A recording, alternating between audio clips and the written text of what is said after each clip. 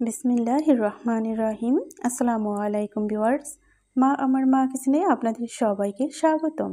চলে এলাম নতুন একটি দুর্দান্ত স্বাদের ইউনিক বিস্কুট রেসিপি নিয়ে। আশা করি আপনাদের ভালো লাগবে। কতটা সুন্দর এবং কতটা লোভনীয় আশা করি দেখেই বুঝতে পারছেন। এই বিস্কুটটা একদমই ক্রিস্পি এবং একদমই মুখে মিলিয়ে যাওয়ার মতো একটি বিস্কুট। খুব সহজেই স্বল্প উপকরণে তৈরি করতে পারবেন আপনার নিজের হাতে, নিজের বাসাবাড়িতে। এটা একবার তৈরি করে কিন্তু পুরো মাস জুড়ে সংরক্ষণ করে খেতে পারবেন। একদমই মুখের সাথে মিলিয়ে যাওয়ার মতো একটি বিস্কুট। আশা করি আপনাদের ভালো লাগবে। তো সাথেই থাকুন, সঙ্গেই থাকুন, দেখতে থাকুন। ইনশাল্লাহ দেখতে দেখতে ভালো লেগে যাবে। তো প্রথমে এখানে মিক্সিং বলে আমি একটি ডিম নিয়েছি। দিয়ে দিচ্ছি এখানে 1 কাপ পরিমাণে চিনি। খুব সুন্দর করে চামচের সাহায্যে আমি নেড়েচেড়ে মিক্সড করে নেব। ভিডিওটি দেখার শুরুতে অবশ্যই একটি লাইক দিয়ে কন্টিনিউ করবেন। আশা করি আপনাদের অনেক অনেক বেশি ভালো লাগবে। এই বিস্কুটটি একবার তৈরি করে একদম 1 মাসের মতো সংরক্ষণ করে খেতে পারবেন, যে কোনো কৌটোয় রেখে। যখন মিক্সড করা হয়ে গিয়েছে ওই মুহূর্তে দিয়ে দিচ্ছি 2 চামচ পরিমাণে রান্নার রেগুলার সয়াবিন তেল। আমি আবারও খুব সুন্দর করে একটু মিক্সড করে নিচ্ছি। যখন এই ডিমটাকে খুব সুন্দরভাবে ফেটানো হয়ে যাবে ওই মুহূর্তে দিয়ে দিচ্ছি 2 থেকে 3 ফোঁটা পরিমাণে অরেঞ্জ কালার ফুড। এটা দিলে বিস্কুটের একটা লুক খুব সুন্দর আসে। আপনারা চাইলে এটা স্কিপও করতে পারেন। যখন সম্পূর্ণ মিক্স করা হয়ে যাবে ওই মুহূর্তে দিয়ে দিচ্ছি 1 কাপ পরিমাণে সুজি। এরপরে অ্যাড করে দিচ্ছি 1 কাপ পরিমাণে আটা। দিয়ে দিচ্ছি 1 কাপ পরিমাণে ডিপ্লোমা গরুর দুধ। এখন আমি দিয়ে দিচ্ছি 1/2 চামচ পরিমাণে বেকিং পাউডার। স্বাদ মতো লবণ দিয়ে দিচ্ছি। এখানে 1/2 চামচ পরিমাণে লবণ ছিল। আমি চামচ দিয়ে নেড়েচেড়ে একটু মিক্সড করে নিচ্ছি। এরপরে আমি হাত দিয়ে খুব সুন্দর করে একটি ডো তৈরি করে নেব। ডো তৈরি করার ক্ষেত্রে এখানে আমার একটুখানি পানি লেগেছে 2 চামচের মতো। আপনাদের যদি চিনির পানিতে কভার হয়ে যায় তাহলে তো প্রয়োজন নেই, আর যদি লাগে তবে একটু প্রয়োজন মতো পানি নিতে পারেন। ডোটা তৈরি হয়ে গেল।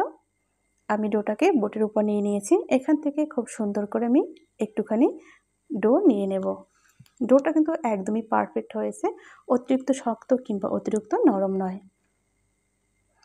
2 হাতের মাঝে রেখে ঘুরিয়ে ঘুরিয়ে আমি কিন্তু বল শেপ দিয়ে নিয়েছি প্রথমে। এরপর একটু লম্বাটে করে নিচ্ছি। হাত দিয়ে চেপে চেপে বিস্কুটের একটা শেপ দিয়ে নিচ্ছি। আপনাদের দেখে কিন্তু একটু বুঝে নিতে হবে। যখন এরকম একটা শেপ দেওয়া হয়ে যাবে ওই মুহূর্তে আমি বিস্কুটের ডিজাইন তুলে নেব। সেক্ষেত্রে এখানে আমি একটি ছুরি নিয়েছি। আমি দাগ টেনে নিচ্ছি লম্বালম্বিভাবে। তো তৈরি হয়ে গেল খুব সুন্দর একটি বিস্কুট। এটা দেখতে যেমন খুব সুন্দর, খেতেও কিন্তু অনেক অনেক বেশি মজাদার। আমি একই প্রসেসে আপনাদের আরও 2টি বিস্কুট তৈরি করে দেখাচ্ছি।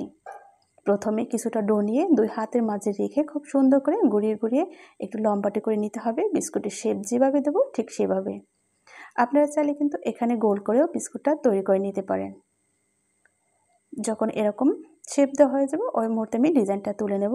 তো আমি এখানে চাকু দিয়ে খুব লম্বা লম্বাভাবে একটু দাগ টেনে নিচ্ছি। তৈরি হয়ে গেল আরও একটি বিস্কুট। এটা খেতে যে মজাদার, এটা তৈরি করাও কিন্তু ওরকমই সহজ। স্বল্প উপকরণে একদমই বাসাবাড়িতে তৈরি করতে পারবেন। আশা করি আপনাদের ভালো লাগবে। একই পদ্ধতিতে আমি সব বিস্কুটগুলো তৈরি করে নেব। আপনারা আমার সঙ্গেই থাকুন, দেখতেই থাকুন। দেখতে দেখতে ইনশাআল্লাহ ভালো লেগে যাবে। আর লাইক করতে একদমই ভুল করবেন না। আপনারা যারা কমেন্ট করেন কিন্তু লাইক করছেন না, আশা করি লাইক দিয়ে ভিডিওটি দেখবেন। তৈরি হয়ে গেল সব বিস্কুটগুলো। আপনাদেরকে সাজিয়ে একটু দেখিয়ে দিচ্ছি কতটা সুন্দর হয়েছে। লোভনীয় এই বিস্কুটটা তৈরি করা কিন্তু খুবই সহজ এবং স্বল্প উপকরণে। তাই আপনারা হাতের কাছে থাকা এই উপকরণগুলো দিয়ে কিন্তু এই বিস্কুটগুলো তৈরি করে নিতে পারবেন। এটা ভাজার জন্য চুলায় আমি একটি প্যান বসিয়ে পর্যাপ্ত পরিমাণে রান্নার রেগুলার সয়াবিন তেল দিয়ে একটু উষ্ণ গরম করে নিয়েছি। চুলার আঁচটা মিডিয়ামে রেখে কিন্তু এই বিস্কুটগুলো ভেজে নিতে হবে। একে একে তেলের মধ্যে একটি চামচের সাহায্যে বিস্কুটগুলো আমি দিয়ে দিচ্ছি। সব বিস্কুটগুলোই কিন্তু এখানে আমি দিয়ে দিয়েছি। চুলার আঁচটা মিডিয়ামে রেখে 4 থেকে 5 মিনিটের মতো বিস্কুটগুলো ভেজে নেব।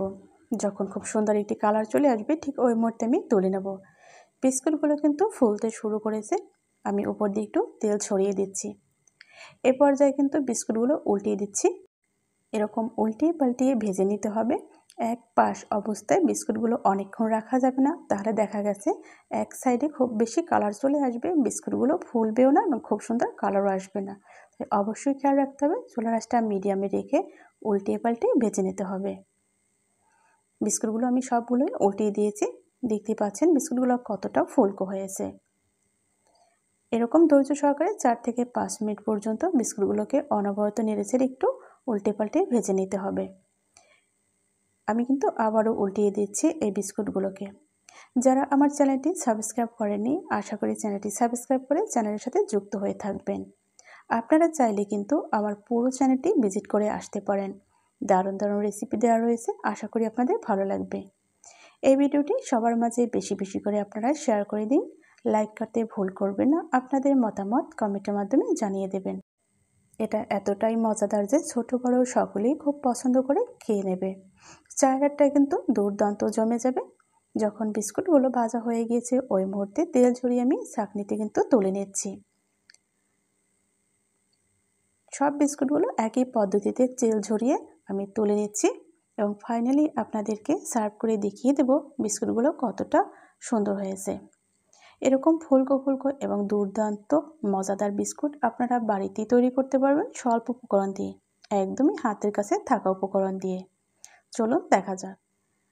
আশা করি দেখে বুঝতে পারছেন কতটা লুকিং হয়েছে এই বিস্কুটটা এবং খেতে কতটা মজাদার হবে। এটা একদমই সফট এবং খুবই ক্রিস্পি একটি বিস্কুট, সংরক্ষণ করে খেতে পারবেন অনেক দিন ধরে।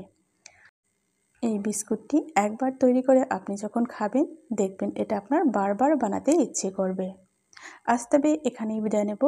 দেখা হবে আগামীতে নতুন কোনো রেসিপির সাথে, নতুন কোনো ভিডিওর সাথে ইনশাল্লাহ। সে পর্যন্ত সবাই ভালো থাকুন, সুস্থ থাকুন। আল্লাহ হাফেজ। আসসালামু আলাইকুম রাহমাতুল্লাহি ওয়া বারাকাতুহু। যে যেখান থেকে আজকে ভিডিও দেখেছেন আপনাদেরকে অসংখ্য অসংখ্য ধন্যবাদ। আল্লাহ হাফেজ।